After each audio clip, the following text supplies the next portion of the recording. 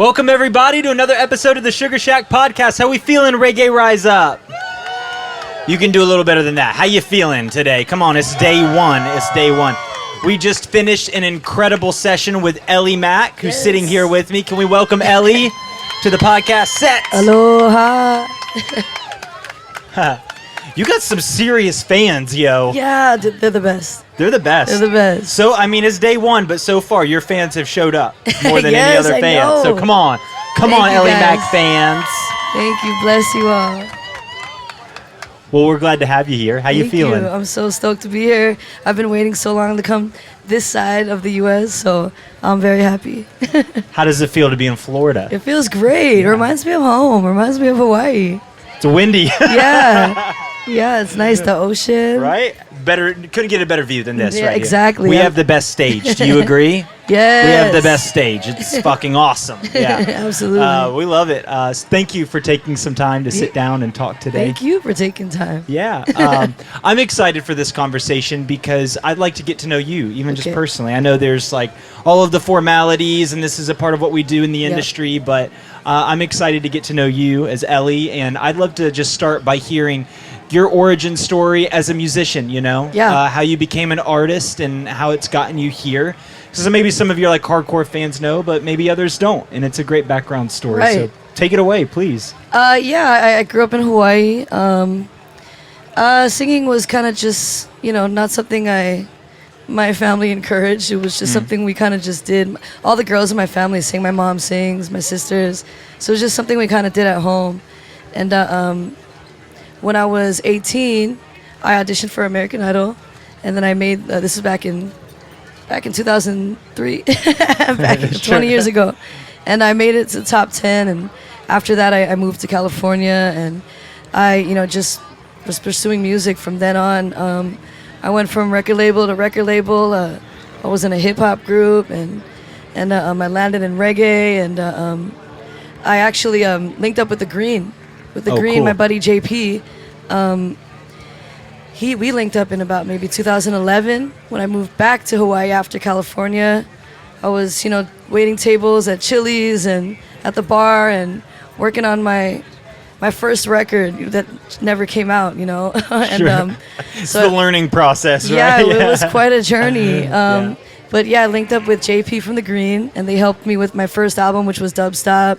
The songs we sang tonight, actually, Young So Rebel, First Love, and the reaction was just so great for my first album, and I've just been trying to keep it going ever since. It's awesome. Yeah. Yep. You excited to be back in music environments again, live music environments? Yeah, this is great. We took a little 2-year break. Everybody took a 2-year break, huh? Yes, we did. If you could call it that, but yeah. Yeah, it was a little scary there for a bit, but it's cool to be back. I feel like the crowd is a little different. Sure. I feel like everybody's like so ready and so grateful for music. It's got a new energy this time around, and I'm really digging it. That's awesome. Yeah. Yes. I'd love to hear about your influences as a musician, who influences you, what influences you. Doesn't have to be an artist or a band, but I'd love to hear what makes your music unique. Yeah, well, I grew up, I was a big hip-hop head. I loved, a lot of East Coast rap. I love Gangstar, Nas, Lauryn Hill. She's probably my biggest idol. Erykah Badu. And then when I got into high school, was kind of when I started getting into roots, Jamaican roots, obviously, Don Carlos, Peter Tosh and Midnight. And I feel like I just kind of blended, the urban, the hip hop and the roots kind of, and, coming from the 90s, the R&B kind of vibe, just meshed all those three together and created this Eli Mac sound somehow. That's awesome. Yeah, it really is. I mean, you guys sounded amazing. Your band is super tight. You sounded great. It was so much fun to have Natalie Rise on stage. Yes, she's a queen. Tell me more about your relationship. How did you meet Natalie? I met Natalie on tour, on a Tribal Seeds tour. My other half, Louis Castle, he's in a Tribal Seeds band, and he was on tour with Natalie, and I met her then. And then we just met, and then a couple years later, I hit her up and I said, "Hey, I have a song," and she sent me her verse, right away. She sent me that verse. We were like, let's roll. This is it. And yeah, we've been besties ever since. That's awesome. I love to hear that. It's cool because I feel like the Sugarshack stage, and really festival stages in general, but something unique when artists collaborate together on our stage here. Absolutely. And you just see it in this unique way, you know? Yes, definitely. You've had some experience with Sugarshack before. Yes. A little bit. Tell me about that. What was it like meeting some of us for the first time? It was so cool to see all you guys rocking and moving. I did the Sugarshack stage at Cali Roots a couple years ago. That's right. And I mean, I had just been watching you guys for a couple of years before that, and just been wanting to hit that stage. The sound is so great. You guys got it dialed in. Yeah, I love what you guys do for all of us artists and this platform you've created. Thank you guys so much. No, absolutely. It's really an honor to be able to, you know, connect with artists like you and hear your story and hear your music and connect you to people who love your music in just such a unique and intimate way. And so For sure. it's really an honor. So thank you for being here and taking the time. So I'd love to hear more about, you know, what do you feel like you're most passionate about right now as an artist? Shucks, I'm just passionate about just everybody coming together, you know, one love, you know, positive vibes, everybody supporting one another. You know, I believe power in numbers, and right now we live in such a crazy time, you know, and I think the more we stick together is and how we're going to make it through, you know, through this life. And that's what inspires me the most, and just everybody coming together, all the positivity, all the love, all the support. It's amazing. That's awesome. Yep. You mentioned to me a moment ago before we got started that you're working on a new record. Yes. Your third album. Yes. Can you tell us more about that? Yeah, working on my third album. It's been a few years since my last record, so this time it's going to be a full length. My other two albums were EPs, so this one we're going for the full length album, and it's going to be out sometime this year, and I'm excited to put some new music out. That's so great. Are you going to be playing more live music after that, or what's your plan? Are you going to hit the road, or? Yeah, we're actually on the road right now with Ayaterra. That's right. I'm sorry. Yeah, we're so many passing band through. posters everywhere all the time. It's hard to keep track. yeah, we got to keep it active. Yeah. We're rolling through on the tour right now. We got a few dates in Florida, then we're going to go up, you know, through Houston, go up to Seattle, and then down the West Coast. And then, we usually try to get at least one tour a year, you know. When the album comes out, definitely a tour after that for sure. Awesome. We're excited to hear more about it. Thank you. You cool if we do a Q&A, if we open it up to people? Yeah, let's do it. Anybody got a question for Eli Mac? No, nobody? You just... All right, right here. Yeah, lit.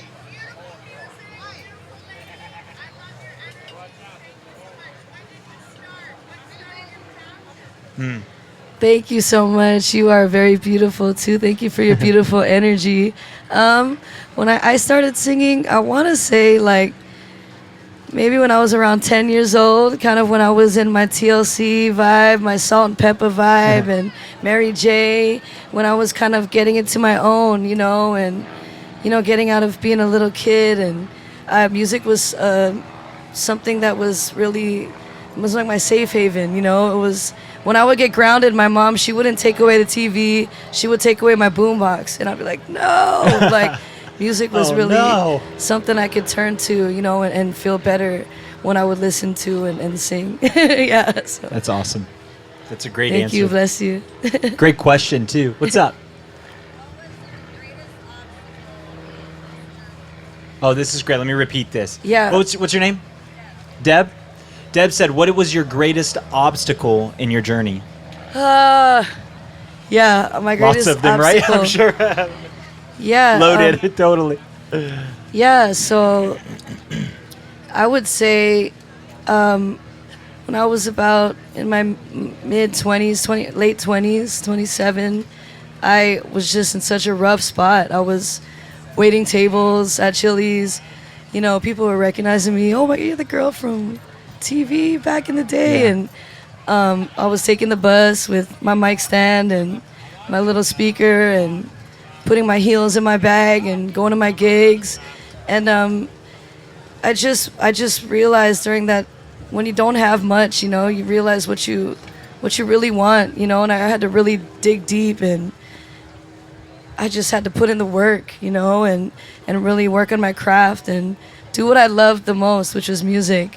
And I had, you know, neglected it for a little bit because I kind of got jaded by the industry and, you know, living in LA, and I felt like maybe I was lost, you know, and I had to come back home to Hawaii and just, I had to work, I had to make money, pay rent, and I knew I had to just focus and hone in on my craft and my music and just keep working on that. And this is the fruits of doing that. So, yeah, thank you. Great question and great answer. Yeah, can we give it up for the question and the answer? Thank you. Thank you for sharing that. It's so inspiring in your tenacity and your grit to continue during some of those dark times. Yeah. Is inspiring, I think, to anyone who's really passionate. Yeah. And really has a dream to, whether it be an artist, a musician, whatever that is, to stick it out. And so thank you. That's inspiring for me personally. Thank you. Anybody else? Any other questions from the audience? One all the way over here. Somebody's pointing. I can't see. Oh, right here. Yeah, got it. When do you write? Oh. Yeah. Got That's it. a good question. When you write, do the lyrics come first or does the music come first? Sometimes it's just I want to say a melody comes in my head first. I'll like some oohs and ahs, you know. Sometimes I'll just have something happen, something personal, and I'll get inspired, you know, either heartbroken or, you know, happy.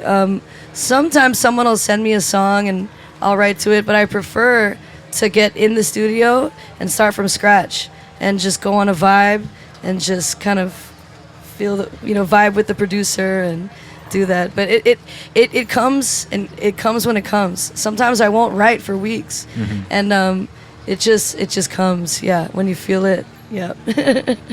Thank you. That's awesome. Anybody else? Final questions? Yeah, what's up? Okay, so if there were 3 places in the world that you could do a show, which countries or cities would they be? Ooh, if you could do a show in 3 locations, anywhere in the world, what would they be? What? I've always wanted to go to Egypt. Oh, that'd be That's cool. one part of the world I want to go to. I've always wanted to go to China. Yeah, somewhere in China, anywhere. And I want to go somewhere, maybe like Moscow or something. I don't know. I've never been to those parts of. Yeah. I've been to Japan. I've been to Australia, but Egypt for sure is a hot spot for me, bucket list for me, and yeah. Awesome. Cool. Asia. Well, guys, thanks so much for tuning in. Ellie, thank you so you much so much. for coming and hanging Thank you, out guys. with us. Bless This you was an all. awesome convo. Make sure you're following Ellie on socials. Make sure you're following Sugarshack. Make sure you subscribe to our channel. Please, please, please, if you are here and you have not subscribed, people online, I'm talking to you. If you're watching this video right now and you're not subscribed, subscribe, turn notifications on, like this video, share it. Thanks so much. We couldn't do this without you guys. We love y'all. We're back here at 7:30 p.m. for the Will Evans pop-up. It's going to be awesome tonight. Mega love. Give it up one more time for Eli Mac. Thank you, Sugarshack. Aloha. Sit back, relax, 'cause it's time for another podcast. You need anything? Are you good? We're good to go. Cool. We're just gonna go run over to That was fire. That Yeah? was great. That was great. No, that was so cool. Thank you guys. Thanks, man. Great job. Thank you guys. Yeah. Get me down here. Sweet. Follow you.